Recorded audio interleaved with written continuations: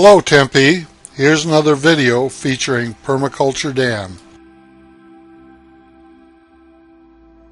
The following is an educational permaculture video presented by Warner's Tree Surgery featuring Daniel Lee Thompson at his home food forest in Gilbert, Arizona, sometime in April 2012.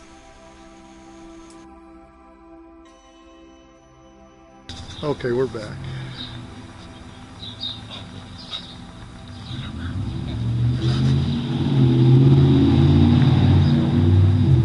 Well, he likes your front yard. Oh yes, he definitely does. And he'll come, he or she'll come right up to us, right up to your face. She just wafted right through here. She just went right over there.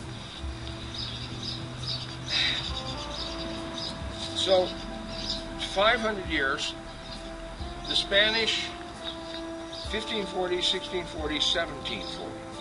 By 1740, the otter was extinct. Yeah, I'd heard a little bit about that. Yeah. 1830, the beaver is extinct. The Bill Williams, the great Bill Williams mountain man, that we named the Bill Williams River after, it happened about the early 1800s, about 1838.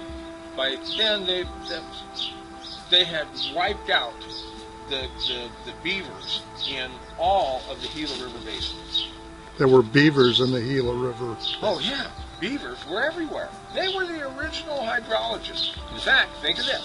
As the Ice Age retreated, here's water, water, water. Beavers always kicked their babies out of their nests. So they have to find a new place to live. Well, as territory is expanding, the hydrologic system of pond, beavers were the meadow makers. You know that? They would take a creek, dam it up, and pretty soon they would take the immediate forest apart, which made their house and home. But eventually that would all silt in, and the meadows would be then laced only with channels. Just channels that the beaver had made, and a meandering, deep, clean, crystal clear creek filled with this. And they would do that over and over and over and over and over. Some of the dams were as big as like 5 miles wide. Strong enough so that the conquistadors could actually ride their horses over the tops of the beaver dams. And in fact, the expedition coming up the San Pedro River, get this, they started up the San Pedro River knowing that they got to go north. Well, they come to the first tributary. And it's so wide and so deep, they can't cross it with their horses because they wear armor. You're going to drown your horse. Not like an Indian who can swim his horse. So they'd have to take their armor off, all their kit, make a raft, put the armor on this, and then they and the horses swim across and pull the raft with this, reassemble their kit, and march another half a mile to 2 miles to the next tributary, and you do it all over again. They were like, holy shit, if we do this, it's going to take us 100 years to get up here. You know, we've been 2 months and we've only got six crossings. So they ran up to the foothills where they could see the San Pedro. And each one of these little foothill areas was a meandering creek that they could cross on the beaver dams. And when they crossed the creeks, the fish were so thick in the streams, the horses' hooves would kick them in the head, and they'd stun and pick them up. And they were the trout, as long as a man's arm with the red throat, which is what trout. Yeah. Now, they were riding up on the beaver dam. There was one thing I read in one of the ancient articles. They were getting into the fall, and the fall migration was coming, and there had been just wave after wave after wave of birds. I mean, you know, the sky's just blackened. Where the flock takes 3 or 4 days.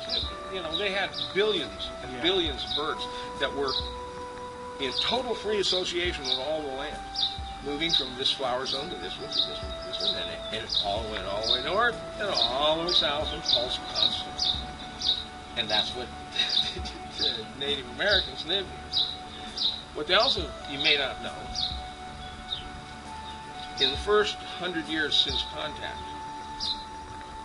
we never even saw any of the Native Americans.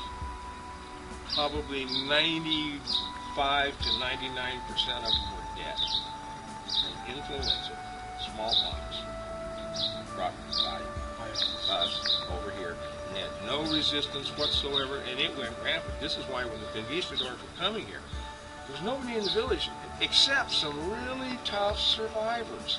These Apaches and this and the rest of these guys that were left over were some tough dudes. So...